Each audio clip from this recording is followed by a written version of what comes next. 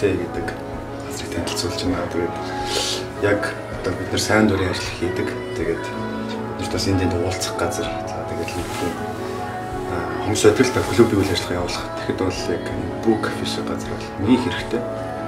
Учраас яг Солонгосын нэг Бүү кафегийн загварыг та нарт харуулж байна л да. Одоо жишээ нь за манай одоо үүжгнүүд энд бол арай зулж чадахгүй л те. Тэгэхээр олоолаа авчирс. Тэгэхээр юу гэдгийг манай нэг зарим нэг за лампын тохиогийн манай уудалт ч юм уу те. Энд чинь болж болох нь. Одоо би ийшээ ингээд явах юм бол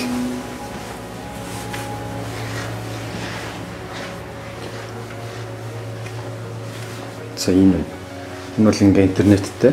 Энд дээр ийм том өрөө. Энд бол одоо жишээ нь манай үүжгний уулзалт болж байна болж болох нь шүү дээ. Тэглээ ингээ сайхан өдөөдөөс харж суугаад кофегаа уудаг.